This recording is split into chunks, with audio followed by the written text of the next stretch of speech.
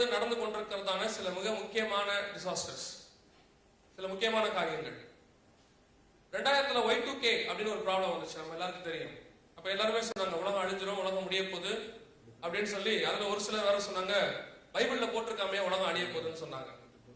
Y2K ப்ராப்ளத்தினாலேயோ அல்லது 2000 உலகம் அழியும்னு சொல்லி எங்கேயுமே இல்லை. பைபிளை பொறுத்த வரைக்கும் நேரம் காலம் எதையுமே கொடுக்கவில்லை. பைபிள் தெளிவாக சொல்லுகிறது.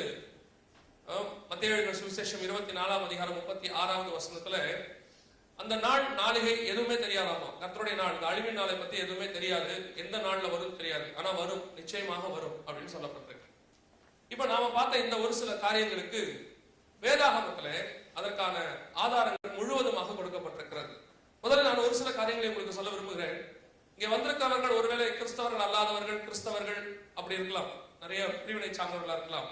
இப்ப நாம சொல்ல போற காரியங்கள் எல்லாருமே எல்லாருக்கும் பொது. இது கிறிஸ்தவர்களுக்கான செய்தியும் அல்ல, கிறிஸ்தவர் அல்லாதவர்களுக்கான செய்தியும் அல்ல. ஒவ்வொரு மனிதனும் தெரிந்து கொள்ள வேண்டியதான சில முக்கியமான காரியங்கள். ஏன்னா இயேசு கிறிஸ்து இந்த வேதாகமத்தை கொடுக்கும் பொழுது கிறிஸ்தவர்களுக்கு என்று தரவே இல்லை. இயேசு கிறிஸ்து இந்த உலகத்துல வரும்பொழுது ஒரு கிறிஸ்தவரும் இல்லை. இயேசு கிறிஸ்து மரித்து உயிர்த்தெழுந்து பரமேறி போன பின்னால் ஏறக்குறைய ஒரு 20-25 வருஷம் கழிச்சு கிறிஸ்தவர்கள் உருவானார்கள் சொல்லப்பட்டிருக்கு. அது வரைக்கும் இங்க கிறிஸ்தவர்கள் ஒரு குரூப்பே கிடையாது. இன்னைக்கு அப்படி ஃபாலோ பண்றவங்க கிறிஸ்டியன்ஸ் பேர் வச்சுக்கிட்டாங்க, இந்த புக்குக்கு கிறிஸ்தவ வேதாகம் பேர் வச்சுட்டாங்க. சோ இந்த பைபிள்ங்கிறது கிறிஸ்தவர்களுக்கான வேதாகம் அல்ல. இது உலகத்தும் அனைத்துக்கும் எல்லா மனிதர்களுக்கும் கர்த்தர் தெரிந்து கொள்வதற்காக கொடுக்கப்பட்டிருக்கிற சில ரெஃபரன்ஸ், சில கைடு தான். உலகத்துல என்ன பிரச்சனை வந்தாலும் இதுல போய் பாத்தீங்கன்னா ஒரு ஆன்சர் இருக்கும். இதுல ஆன்சர் இல்லாத பகுதியே இருக்காது. அமெரிக்காவுடைய ஜனாதிபதி ரொனால்ட் ரீகன் ஒருத்தர் இருந்தார், எல்லாருக்கும் தெரிஞ்சிருக்கும்.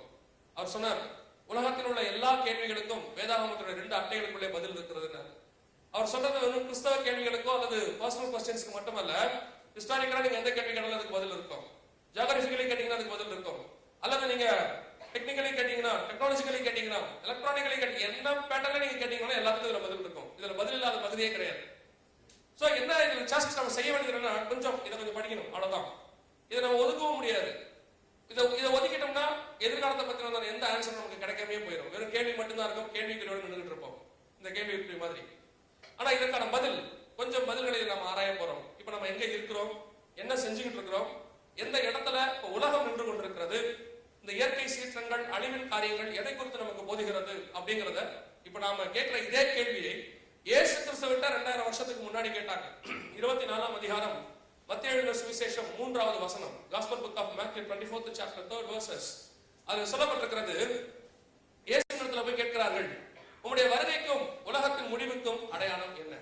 இயேசு கிட்ட சீஷர்கள், ஆண்டவரே நீ இந்த உலகத்துக்கு திரும்பி வரீங்கன்னு ஒரு கூட்டம் சொல்லிட்டு இருக்காங்க, கிறிஸ்தவங்க எல்லாம் சொல்லிட்டு இருக்காங்க, இயேசு திரும்பி வராரு. அதுல ஒரு முறை இயேசு சீக்கிரமாய் வருகிறார்னு ஒரு இடத்துல ஒரு வால்ல எழுதி போட்டிருந்தாங்க. அதுக்கு கீழே எதிர்ப்பாளர்களுக்கு எழுதியிருந்தாங்க, சீக்கிரமா தொலைங்க, இவங்க தொல்லை தாங்கல அப்படின்னு. அதாவது கிறிஸ்தவங்க தொல்லை தாங்கன்னு எழுதி போட்டிருந்தாங்க. இப்படி இயேசு கிறிஸ்துவோட வருகை குறித்து அநேக காரியங்கள் அநேக காலமாக சொல்லப்பட்டு கொண்டே இருக்கிறது. சிலருக்கு தோணும், நீங்க கொஞ்சம் வயசானவங்களா இருப்பீங்க, உங்களுக்கு தோணும், எங்க தாத்தா காலத்துல இயேசு வரேன்னு சொன்னாரு, எங்க அப்பா காலத்துல இயேசு வரேன்னு சொன்னாங்க, என் காலத்துல இயேசு வரேன்னு சொன்னாங்க, இப்ப எனக்கு கல்யாணம் ஆகி குழந்தை பிறந்து என் பையனுக்கு கல்யாணம் ஆக போகுது, இப்பயும் அதே வார்த்தையை சொல்றாங்க, இயேசு வராரு. எப்பதான் அந்த இயேசு வருவாரு? அதுக்கு அடுத்த ஸ்டேஜுக்கு இப்ப நம்ம போயிட்டோம், வந்தா பாத்துக்கலாம். அந்த இப்ப எல்லாருடைய மனநிலை எப்படி ஆயிடுச்சு தெரியுமா? இயேசு வராருன்னு இருக்கட்டும், வந்தா பாத்துக்கலாம் அப்படின்ற அளவுக்கு நம்ம போயிட்டோம். இயேசு வரப்போவது உண்மையா அல்லது வருவாரா, இல்ல இது எல்லாமே கிறிஸ்தவர்கள் சொல்லக்கூடியதான ஒரு விதமான நம்பிக்கையா அப்படிங்கறத நம்ம பார்க்க போறோம். இயேசு இடத்துல போய் சீஷர்கள் கேட்கிறாங்க, உங்களுடைய வருகைக்கும் உலகத்தின் முடிவுக்கும் அடையாளம் என்ன? அங்க 2 கொஸ்டின் அவர்கிட்ட கேட்கப்படுகிறது. ஆனா இப்ப நம்ம பார்க்க போறது மிக முக்கியமான கொஸ்டின். 2வது கேள்வி, உலகத்தின் முடிவுக்கு அடையாளம் என்ன? இந்த கேள்வியை நீங்க சொன்னீங்கன்னு சொன்னா நிறைய பேரு இதை ஒத்துக்க மாட்டாங்க. நாத்திகர்கள் இதை ஒத்துக்க மாட்டாங்க. உலகம் முடியுமா முடியாதா அப்படின்னு ஒரு பெரிய டிபேட்டே நடந்துட்டு இருக்கு. முதல்ல உலகம் என்றால் என்ன, பூமி என்றால் என்ன, அந்த கேள்வி நம்ம பதில் பார்த்தாதான் நமக்கு பார்க்க முடியும். நிறைய பேருக்கு உலகம்னா அந்த உருண்டைன்னுவாங்க, உலகம் உருண்டைன்னுவாங்க. உலகம் வேறு, பூமி வேறு. பூமி தான் உருண்டை, உலகங்கிறது அதுல உள்ள கிரியேஷன்ஸ். ஆண்டவர் ஆதியிலே வானத்தையும் பூமியும் சிருஷ்டித்தார். அதுலதான் ஆண்டவர் என்ன செஞ்சாரு, மனுஷனை உண்டாக்கினார். அப்பதான் உலகம். அதான் இயேசு பத்தி சொல்லப்பட்டிருக்கு, உலக தோற்றம் முதல் அடிக்கப்பட்ட ஆட்டுக்குட்டின்னு சொல்லப்பட்டிருக்கு. எப்ப கிரியேஷன் ஸ்டார்ட் ஆச்சோ அப்பதான் இயேசு அடிக்கப்பட்டார். சோ இந்த உலகம் அப்படின்னா கிரியேஷன்ஸ், அதுல உள்ளதான கிரியைகள், உருவாக்கப்பட்டதான காரியங்கள், சிருஷ்டிப்புகள், இதைத்தான் ஆண்டவர் சொல்றாரு. உலகம் முடியுமானா இந்த உலகத்தில் இருக்கக்கூடிய சிருஷ்டிப்புகள், மனித சமுதாயம், மிருகங்கள், மரம், செடி, கொடிகள், இது எல்லாம் முடியுமா? இயேசு கிட்ட கேக்குறாங்க, உலகத்தின் முடிவுக்கு அடையாளம் என்ன? ஒருவேளை இந்த உலகம் முடியாது அப்படி ஒரு கான்செப்டே கிடையாது, உலகம்லாம் அழியாது அப்படின்னா இயேசு அங்கேயே தெளிவா சொல்லியிருப்பாரு. அப்படிலாம் ஒரு வாய்ப்பு இல்லை, கடைசி வரைக்கும் நீங்க வாழ்ந்துட்டு தான் சாகணும் தெளிவா சொல்லியிருப்பாரு. ஆனா அங்க என்ன சொல்லப்பட்டிருக்கிறது? உலகத்தின் முடிவுக்கான அடையாளம் அங்கே கொடுக்கப்பட்டிருக்கிறது. இயேசு சொல்றார் உலகம் முடியும் அப்படின்னு சொல்லி. இப்ப நாம உலகத்தின் முடிவுக்கான அடையாளங்களை பார்க்க போகிறோம். அதற்கு முன்பதாகவே இப்ப உலகம் முடியும் ஒரு சிலர் சொல்லிட்டு இருக்கிறாங்க. யார் யாரெல்லாம் சொல்லிட்டு இருக்காங்க, எப்படி சொல்றாங்கன்றத பார்த்துட்டு இதுக்கு பைபிள் என்ன நமக்கு ஆன்சர் கொடுக்குது, உலகத்தின் முடிவை பத்தி பைபிள் நமக்கு என்ன சொல்லுது அப்படிங்கறத பார்க்க போறோம். முதலாவதாக மாயன் கேலண்டர். இந்த மாயன் அப்படிங்கறத பத்தி நீங்க கேள்விப்பட்டிருக்கலாம், சிலர் கேள்விப்பட்டிருக்கலாம், சிலர் கேள்விப்படாமல் இருக்கலாம்.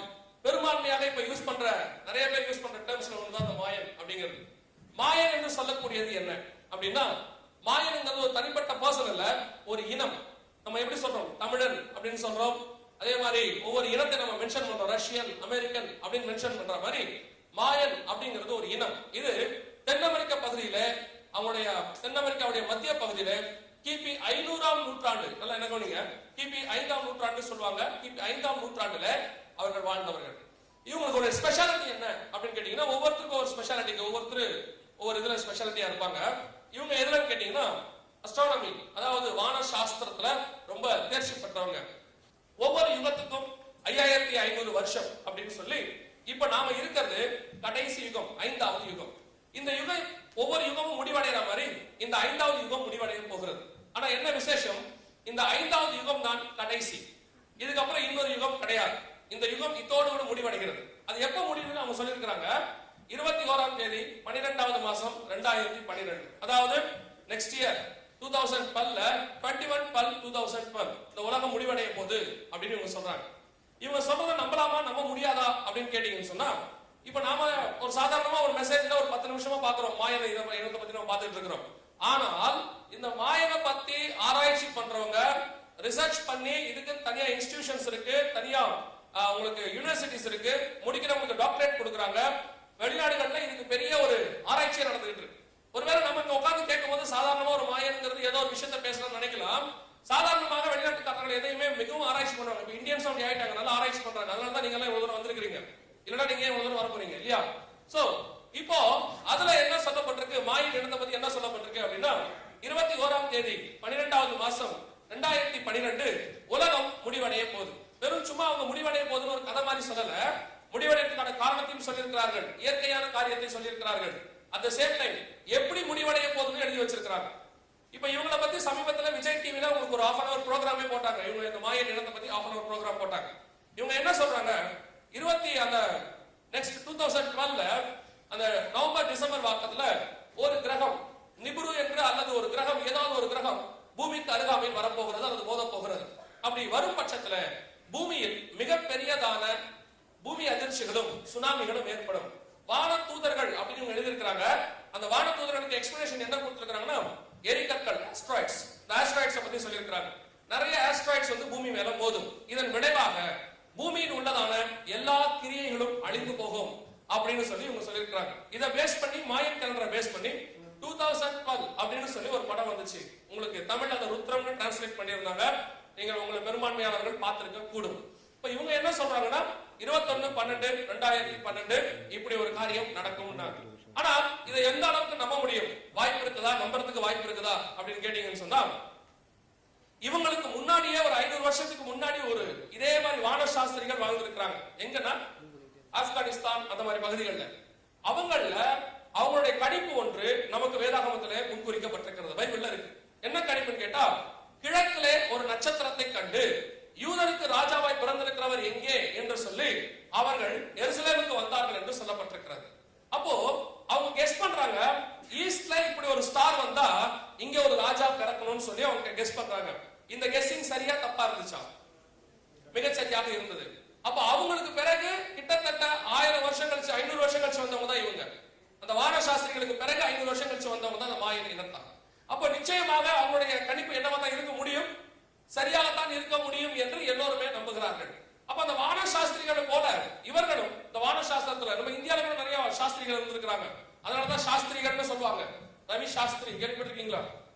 அவர் அப்படி இல்ல, பேர் தான் பையன். அப்ப இந்த மாதிரி சாஸ்திரிகள், வான சாஸ்திரிகள்னு சொல்லக்கூடியவங்க இந்த மாதிரி கணிப்புகள்ல ரொம்ப ஸ்ட்ராங்காக இருந்தார்கள். அவங்க கணிச்சாங்க, அவங்களுடைய கணிப்புகள் மிகச் சரியாக இருக்கும் அப்படின்னு சொல்லி எதிர்பார்க்கப்பட்டது. அப்ப இவங்க சொன்னாங்க, அந்த 2012 ஒரு பெரிய கிரகம் ஒன்று பூமிக்கு அருகாமையில் வரும் மோதும் சொல்லி இவங்களுடைய கணிப்பு. இதை ரொம்ப காலமா நம்பாம தான் இருந்தாங்க, யாரும் நம்மள நிறைய எதிர்ப்புகள் இருந்துச்சு. ஏன்னா இதை ஒரு சாரார் இந்த அஸ்ட்ராலஜியா சேர்த்துட்டாங்க, ஒரு சாரார் அஸ்ட்ரானமியா எடுத்துக்கிட்டாங்க. சிலர் வான ஜோசியம் மாதிரி எடுத்துக்கிட்டு அதெல்லாம் வராது, நம்பிக்கை இல்லை அப்படின்னாங்க. ஆனா ரீசெண்ட் டேஸ் இவங்க சொன்ன மாதிரியே நிபுரு என்று சொல்லக்கூடியதான ஒரு கிரகம் இப்பொழுது நம்முடைய தெற்கு பகுதியில வந்திருக்கிறது. நம்முடைய சோலார் சிஸ்டத்துல சதர்ன் சைட்ல நிபுரு என்று சொல்லக்கூடியதான ஒரு கிரகம் தூரத்திலே வந்திருக்கிறது. இத கிட்டத்தட்ட 2007-8 இருந்து எதிர்ப்புகள் தெரிவிச்சுட்டே இருந்தாங்க. அது நிபுரு இல்ல, எரிக் அப்படின்னு சொல்லக்கூடியதான இன்னொரு கிரகம். இது நிபுரு மாதிரி பவர்ஃபுல் கிடையாது, எந்த விதமான ஒரு ஆபத்தும் வராது அப்படின்னு சொல்லிட்டு இருந்தாங்க. இப்ப 2010 போன வருஷம் ஜூலை மாசம் அது நிபுரு தான் என்று சொல்லி கன்ஃபார்ம் பண்ணிருக்காங்க. நிபுருங்கிறது என்ன அப்படின்னு கேட்டீங்கன்னா, இப்ப நம்முடைய சோலார் ஃபேமிலி அப்படின்னு சொல்லுவோம், சூரிய குடும்பம். இந்த சூரிய குடும்பத்துல பாத்தீங்கன்னா நிறைய 9 கிரகம் இருக்கு. இப்ப புளூட்டோவை இல்லைன்னு சொல்லிட்டாங்க, அதை இது பண்ணிட்டாங்க. மொத்தம் 8 கிரகம் இருக்கு.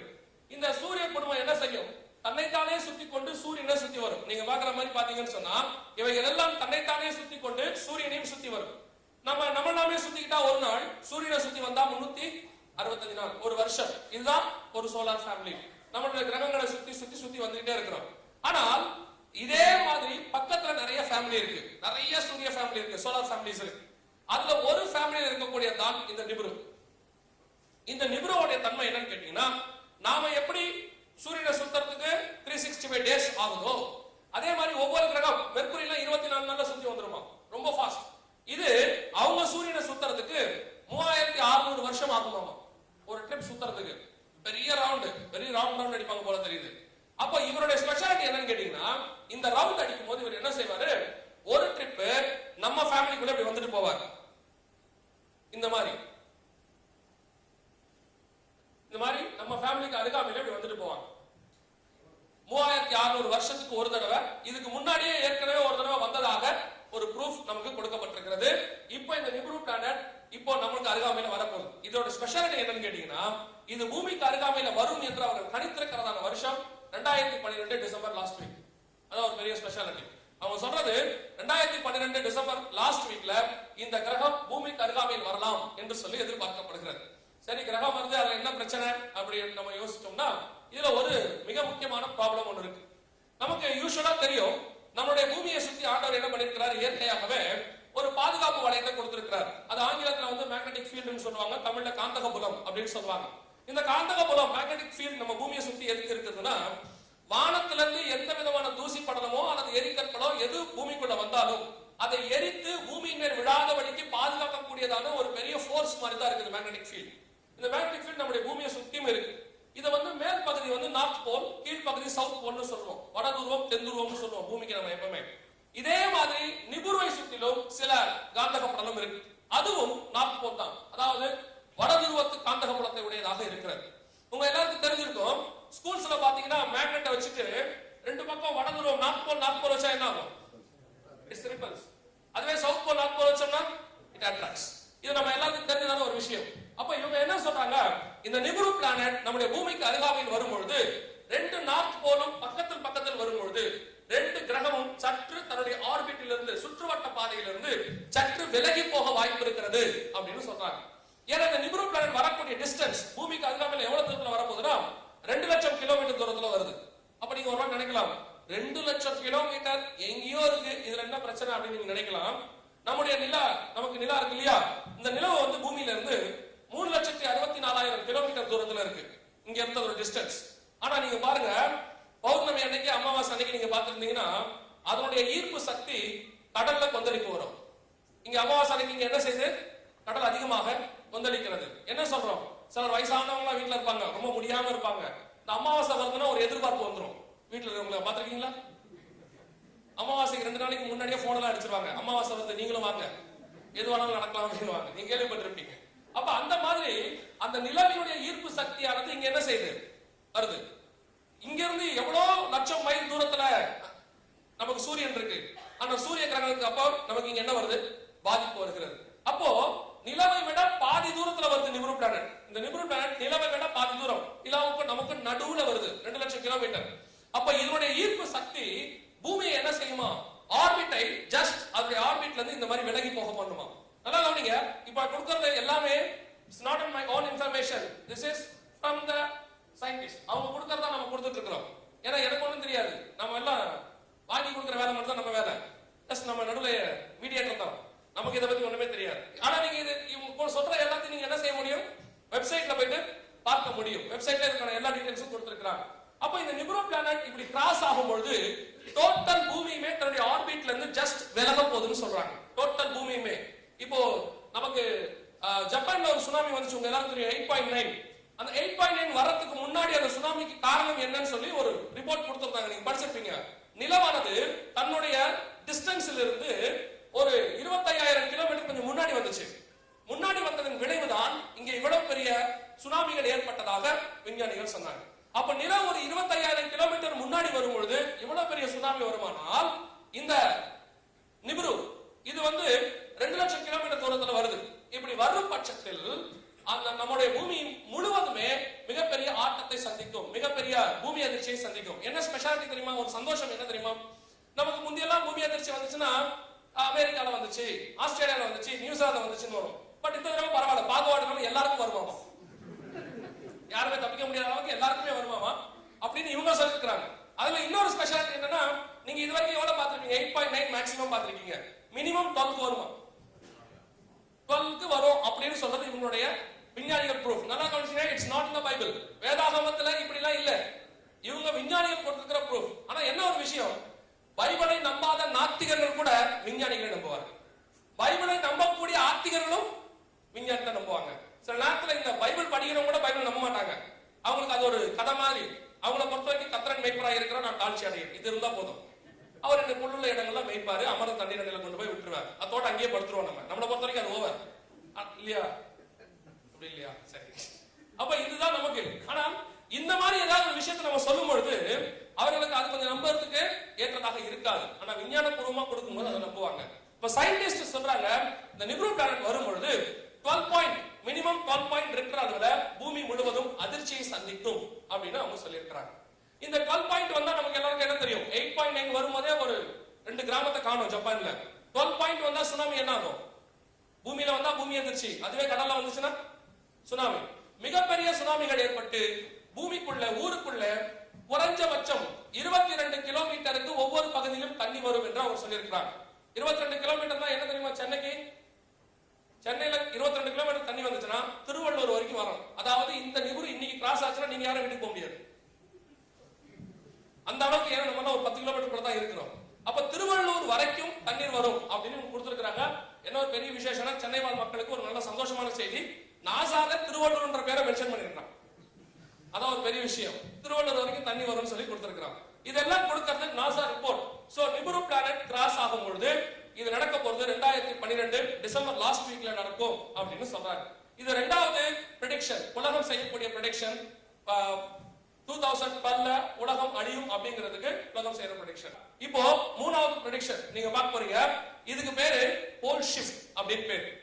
இப்போ நீங்க பாக்குற, இப்போ நான் சொல்ல போற இந்த இன்ஃபர்மேஷன்ஸ் கொடுத்தது நாசா. கீழே உங்களுக்கான வலைத்தளத்துக்கான ஐடி கொடுத்திருக்கிறோம்.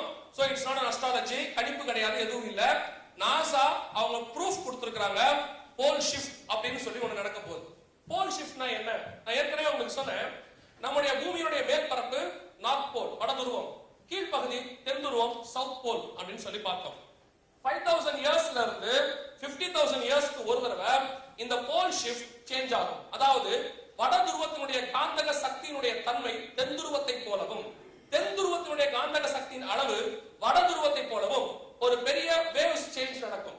இந்த வேவ்ஸ் சேஞ்ச் 5000 இயர்ஸ்க்கு ஒன்ஸ் நடக்கும் அப்படின்னு சொல்லி நாசால கொடுத்திருக்காங்க. இது ஏற்கனவே ஒரு தடவை நடந்திருக்கிறதா, நிறைய பாதிப்புகள் வந்திருக்கிறதாக. இது காந்தக புலமாற்றம் அப்படின்னு தமிழ்ல சொல்லுவாங்க. இது நடந்திருக்குது. இது நடக்கும்போது என்ன நடக்கும் அப்படின்னு சொல்லி அவர்கள் சில காரியத்தை கொடுத்திருக்கிறார்கள். இதுல பெரிய விசேஷம் என்னன்னா, உங்க எல்லாருக்கும் தெரியும், நம்ம இந்திய அரசாங்கம் நிறைய ராக்கெட் விட்டுருக்கோம்.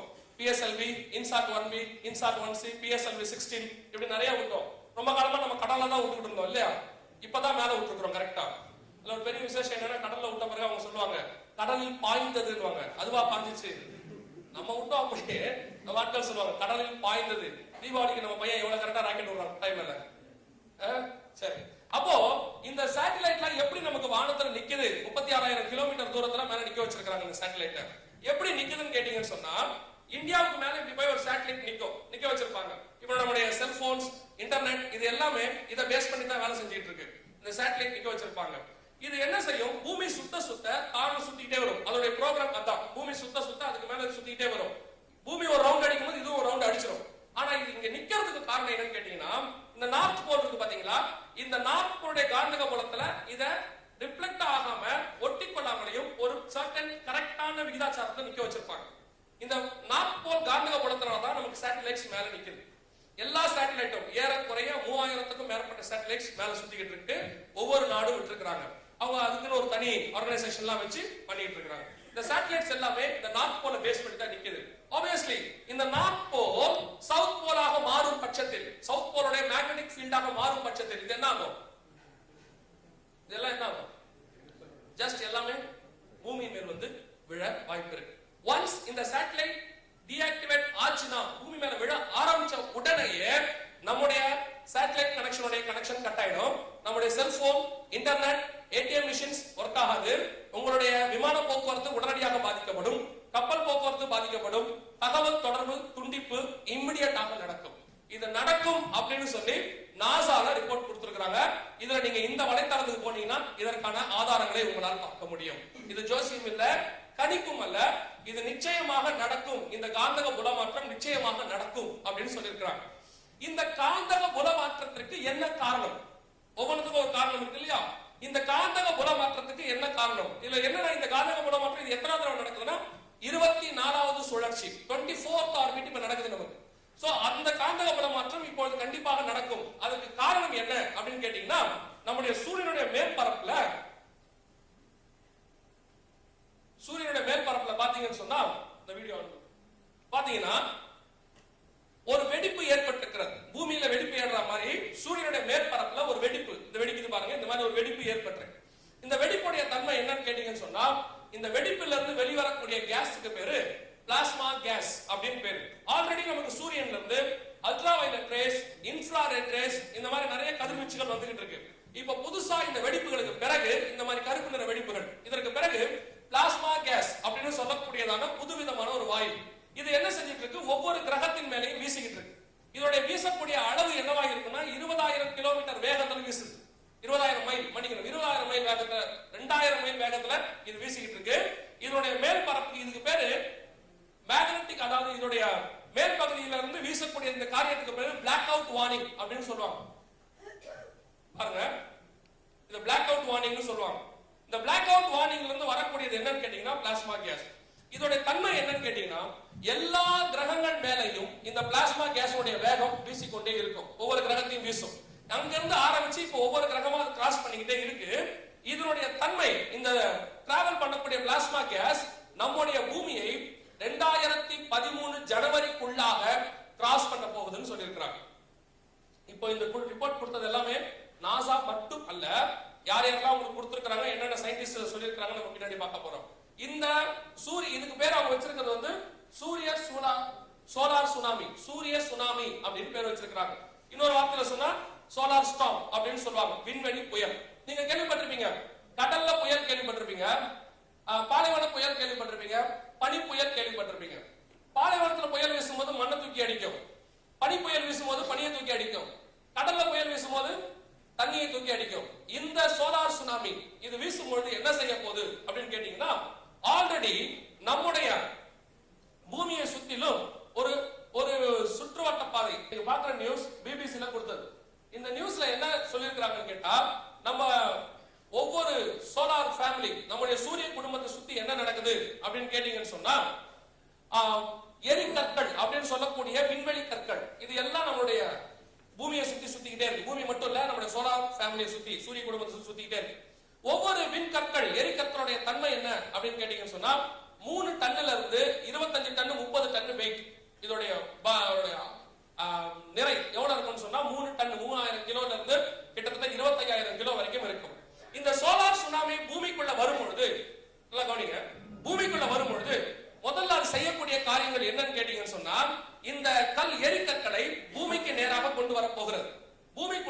எரிக்கற்களை கொண்டு வரும். இது பாருங்க, இதான் எரிக்கற்கள். இந்த மாதிரி எரிக்கற்கள் என்ன செய்யும், சுத்திக்கிட்டு இருக்கு. ஆல்ரெடி எவ்வளவு இருக்கு, 10 லட்சத்துக்கும் மேற்பட்ட எரிக்கற்கள் சுத்தி கொண்டிருக்கிறது. இப்ப சுத்திக்கிட்டு இருக்கு. இந்த சோலார் சுனாமி கிராஸ் ஆகும்போது என்ன செய்யணும், இந்த எரிக்கற்கள் எல்லாத்தையும் 2000 மைல் வேகத்துல வர்றதுனால இந்த எரிக்கற்கள் எல்லாத்தையும் எவ்வளவு முடியுமோ அவ்வளவு அதோட பாதையில வரக்கூடிய எரிக்கற்கள் எல்லாத்தையும் கொண்டு வந்து பூமி மேல போடப்படுது. பூமி மேல போடும்போது சாதாரணமா போடாது. இந்த சோலார் சுனாமி ஏற்பட்ட போது சூரியனுடைய மேல் பகுதியினுடைய சூடு 1,48,000 டிகிரி ஃபாரன்ஹைட் சூரியனுடைய மேற்பரப்பு சூடு. இப்போ இந்த சோலார் சுனாமியுடைய வேகம் 2000 மைல்ல இருக்கிறதுனால இந்த சூட்டினுடைய தன்மை குறைஞ்சபட்சம் 10,000 டிகிரி ஃபாரன்ஹைட்டோட வந்துட்டு இருக்கு. பூமி கிட்ட வரும்போது 10,000 டிகிரி ஃபாரன்ஹைட். இது முதல்ல இங்க வரும்போது என்ன செய்யுது, நம்முடைய ஓசோன் படலம், நமக்கு சொல்றோம் இல்லையா ஓசோன் லேயர் அப்படின்னு சொல்றோம், இந்த ஓசோன் லேயரை மொத்தமா காலி பண்ணிடும். இரண்டாவது அது செய்ய போறது என்னன்னு கேட்டீங்கன்னு சொன்னா நம்முடைய மேக்னெட்டிக் ஃபீல்ட், காந்தக புலம், இதை பாதிக்க போகிறது. மூன்றாவதாக இந்த எரிக்கற்கள் இதை கொண்டு வந்து பூமி மேல போட போகுது. இதோட யோசிச்சு பாருங்க, ஒரு எரிக்கலுடைய வெயிட் 3 டன்னுல இருந்து 25 டன், 30 டன், 3000 கிலோ இருந்து 25,000 கிலோ, 30,000 கிலோ எரிக்கல் 10,000 டிகிரி சூடோட வந்து பூமி மேல் விழுமானால் என்ன செய்யும்? இது முதல்ல செய்ய போறது என்னன்னா, அது வழியில, அது வரக்கூடிய வழியில இருக்கக்கூடிய எல்லா சேட்டலைட்டையும் காலி பண்ணிடும். அத்தனை சேட்டலைட் வரக்கூடிய ரூட்ல என்னென்ன சேட்டலைட்ஸ் இருக்கோ எல்லா சேட்டலைட்டும் காலியாயிரும். இந்த சேட்டலைட்ஸ் காலியான உடனே obviously நம்ம எல்லாருக்கும் தெரிஞ்சபடி ஒரு தகவல் தொடர்பு எல்லாமே அற்று போயிடும், தகவல் தொடர்பு இருக்காது. அடுத்து இந்த புயல் பூமிக்குள்ள வரும் பொழுது பூமியினுடைய மேற்பரப்பில் இருக்கக்கூடியதான டிரான்ஸ்ஃபார்மர்ஸ், நம்முடைய டிரான்ஸ்ஃபார்மர்ஸ், கேபிள்ஸ், எலக்ட்ரிக் கேபிள்ஸ், இது எல்லாத்தையுமே எரிச்சு பசுமாக்கிடும். ஏன்னா 10,000 டிகிரி ஃபாரன்ஹைட்டோட கூட தாங்கக்கூடிய அளவுக்கு நம்ம கிட்ட என்ன இல்ல, எலக்ட்ரிக் பவர் கேபிள்ஸும் இல்ல, டிரான்ஸ்ஃபார்மர்ஸும் இல்ல. சோ இது எல்லாமே மிக வேகமாக நடைபெற போகிறது. முதல்ல இந்த புயல் கிராஸ் ஆன உடனே, பூமிக்குள்ள கிராஸ் ஆன உடனே பூமியானது இருளில் மூழ்கி போகும். அல்லது இருக்கக்கூடிய ஜெனரேட்டர்ஸ் நம்ம யூஸ் பண்ணோம்னா, இன்னைக்கு அமெரிக்காவில் இருக்கக்கூடிய ஜெனரேட்டருடைய மொத்த தன்மை மொத்தத்தையுமே யூஸ் பண்ணோம்னா 72 hours அவ்வளவுதான் நமக்கு வரும். வரக்கூடியது 72 மணி நேரம். அதாவது 3 நாளைக்கு நமக்கு ஜெனரேட்டர் கிடைக்கும், அதுக்கு மேல கிடைக்காது. அமெரிக்கால நான் சொல்றது ஜெனரேட்டர் எங்க கிடைக்கும்? ஆமா, நமக்கு கேண்டில் தான். நீங்க யாருங்க ஜெனரேட்டர் முடிவு வந்துருந்தீங்க? அமெரிக்கால 72 மணி நேரத்துக்கு கிடைக்கும். சோ அப்போ இந்த 72 மணி நேரத்துக்கு இது கிடைக்கும் பொழுது அதற்கு பிறகு டோட்டல் பூமியுமே மூழ்கி போகும், இருளிலே மூழ்கி போகும். இது கரண்ட் போற வரைக்கும். அடுத்து இந்த புயல் மனிதனை கிராஸ் பண்ணும்போது என்ன நடக்கும் அப்படின்னு கேட்டீங்கன்னா, உங்களுக்கு தெரியும் கற்பூரத்தை எரிக்கிறதுக்கு ஒரு டெம்பரேச்சர் இருக்கு. கற்பூரத்தை நம்ம என்ன செய்வோம், ஒரு தீக்குச்சில எரிச்சிருவோம். அதே நேரத்துல இரும்பை அந்த தீக்குச்சில என்ன செய்ய முடியாது, உங்களால உருக்க முடியாது. அதுக்கு ஒரு சர்டன் டெம்பரேச்சர் இருக்கு. முந்தையெல்லாம் பாத்தீங்கன்னா மனிதர்கள் செத்த உடனே நம்ம இதுல கொண்டு போயிட்டு சுடுகாடுல கொண்டு போய் எரிப்பாங்க. எரிக்கும் போது பாத்தீங்கன்னா அந்த பாடி முழுசு எரியாது. எரிஞ்சு முடிச்சப்பறம் பாத்தீங்கன்னா எலும்பெல்லாம் மிச்சம் இருக்கும். ஏன்னா அந்த டெம்பரேச்சருக்கு இவ்வளவுதான் வேகம், எலும்பு வேகாது. ஆனா இப்போ நமக்கு எலக்ட்ரிக் சுடுகாடுன்னு ஒண்ணு இருக்கு. நீங்க அங்க போனீங்கன்னு சொன்னீங்கன்னா அங்க பாடியை கொண்டு போய் உள்ள விடுறாங்க. விட்டு 5 நிமிஷத்துல வெளியே எடுப்பாங்க. இப்ப பாடி எப்படி வருது? சாம்பலா வரும். எலும்பு வருமா? அப்ப அந்த டெம்பரேச்சருக்கு எலும்பு என்ன செய்யும்? அது பஸ்மமாகி போயிடும், சாம்பலாயிரும். ஆனா இந்த 10,000 டிகிரி ஃபாரன்ஹைட் மனித சமுதாயத்தை பாதிக்கும் பொழுது அல்லது தாக்கும் பொழுது மனிதனுடைய பிளட் எவாபரேட் ஆயிடும். இந்த சூடு மனிதனை கிராஸ் ஆகும்போது தோலெல்லாம் வழண்டு பிளட் ஆனது எவாபரேட் ஆயிடும் அப்படின்னு அவங்க சொல்லியிருக்கிறாங்க. இது எதுவும் நான் சொன்னது இல்லை, பைபிள் சொன்னதும் இல்லை. இதெல்லாம் யார் சொல்லியிருக்கிறாங்க? சயின்டிஸ்ட், நாசால கொடுத்திருக்க ரிப்போர்ட். இப்ப நீங்க அந்த ப்ரூஃப்ஸை பார்க்க போறீங்க. பாருங்க, இந்த கற்கள் வர ஆரம்பிச்சிருச்சு. 2010 வரும் அப்படின்னு சொல்லி 2007 சொன்னாங்க. 2010 ஆகஸ்ட் மாசம் 3ஆம் தேதி முதலாவது கல்லும், அக்டோபர் மாசம் 12ஆம் தேதி இரண்டாவது கல்லும், 19ஆம் தேதி இந்த வருஷம் 4ஆம் தேதி மூணாவது கல். இந்த கல்லுடைய தன்மைகள் பாத்தீங்களா? 15 அணுகுண்டுகளை விட அதிக சக்தி வாய்ந்த எரிக்கல் பூமியை நோக்கி வருகிறது. 15 அணுகுண்டு. ஹிரோஷிமா நாகசாக்கி மேல போட்டது ஒன்னே ஒண்ணு. இன்ன வரைக்கும் அங்க எப்படி பறக்குது குழந்தை எல்லாம்? ஊனமா தான் பறக்கிறது, நம்ம எல்லாருக்கும் தெரியும். இந்த கல்லுடைய தன்மை என்னன்னு போட்டிருக்காங்க, ஒரு நாட்டை அழித்து விடக்கூடிய அளவுக்கு ஆற்றல் உள்ளது. இது ஒரு நாடையே மொத்தம் அழிச்சிடும். சயின்டிஸ்ட் சொல்றாங்க. இதோட வேகம் எல்லாமே இங்க கொடுத்திருக்கோம். இது வந்த ப்ரூஃப் எதுல வந்துச்சு, எல்லா ப்ரூஃப்மே இங்கே கொடுக்கப்பட்டிருக்கிறது. அதாவது இந்த எரிக்கற்கள் பூமிக்குள்ள வரும் பொழுது மனிதனுடைய பிளட் எவாபரேட் ஆயிரும். சூடு கிராஸ் ஆகும் பொழுது வர ஆரம்பிச்சிருச்சு. இது வரைக்கும் 3-4 கற்கள் வர ஆரம்பிச்சு வந்துகிட்டு இருக்கு எல்லாமே. இப்ப அங்க ஆரம்பிச்சிருச்சு, இன்னும் இங்க வந்து கிராஸ் ஆகல. இப்ப நமக்கு எல்லாருக்கும் தெரியும், நமக்கு வந்து இந்த நட்சத்திரத்துடைய ஒளி இருக்கு பாத்தீங்களா, பாக்குறமே, ட்விங்கிள் ட்விங்கிள் லிட்டில் ஸ்டார்ங்கிறமே. இந்த ட்விங்கிள் இன்னைக்கு ஆனது இல்ல, சம் இயர்ஸ்க்கு முன்னாடி ஆன ட்விங்கிள் இப்பதான் நம்ம கண்ணுக்கு இங்க வந்து தெரியுது. சில நட்சத்திரங்கள் இங்க நமக்கு அந்த வெளிச்சம் தெரியும் போது அந்த நட்சத்திரமே அங்க இருக்காது, அது முடிஞ்சு போயிருக்கும். அது லைட் ரேஸ் சொல்லுவாங்க, இந்த லைட் ரேஸ் பாஸ் ஆகிறதுக்கு. அதே மாதிரி இது புறப்பட்டு ஆச்சு, அங்க புறப்பட்டாச்சு. இது நவம்பர் வாக்குல கிராஸ் பண்ண போது அப்படின்னு சொல்றாங்க. 2012 நவம்பர் வாக்குல இதெல்லாம் கிராஸ் ஆகும் போது அப்படின்னு சொல்றாங்க இந்த எரிக்கற்கள். இத பத்தின ரிப்போர்ட் முழுவதுமாக கொடுக்கப்பட்டிருக்கிறது. பாருங்க, இது தினமலர்ல 6ஆம் தேதி வந்த நியூஸ், இது தினகரன்ல வந்த நியூஸ். இது எல்லாமே என்ன சொல்லுது? 2013 பூமியே முடங்கும் அபாயம். இது 2012 அல்லது 13 ஜனவரிக்குள்ள. இது ரொம்ப ஒரு இம்பார்ட்டன்டான நியூஸ். இவ்வளவு நேரம் நான் உங்களுக்கு சொன்னேன் இல்லையா, இதனுடைய மொத்த சாராம்சத்தை இதுல கொடுத்திருக்காங்க. 10,000 டிகிரி ஃபாரன்ஹீட்டையும் கடந்து விடும் இந்த சூடு. இதுக்கு பேரு சூப்பர் சூரிய சூறாவளி. இது எப்படி நடக்கும், நடக்கும்போது என்னென்ன நடக்கும் எல்லாம் கொடுத்திருக்காங்க. இதோட ஸ்பெஷாலிட்டி என்னன்னு கேட்டீங்கன்னா 2012 அல்லது 2013 ஏற்படும் என்பது உறுதி, கம்பல்சரி. பைபிள்ல சொன்னா நீங்க என்ன சொல்லுவீங்க தெரியுமா? அவர் ஒரு கள்ள போதகம் பண்றாரு, உபதேசம் தப்பா சொல்றாரு, உலகம் அழியுமாமா, இன்னும் எவ்வளவோ பேருக்கு வேலை இருக்குன்னு. அதனால நான் சொல்லல, இது சொன்னது யாரு? சொன்னது தினமலர் இல்ல, நாசா சயின்டிஸ்ட் பௌதிக விஞ்ஞானி டாக்டர் ஃபிஷர். இது கொடுத்திருக்கிறது. இந்த டாக்டர் ஃபிஷரை பத்தி நீங்க இன்டர்நெட்ல படிக்க முடியும். அப்போ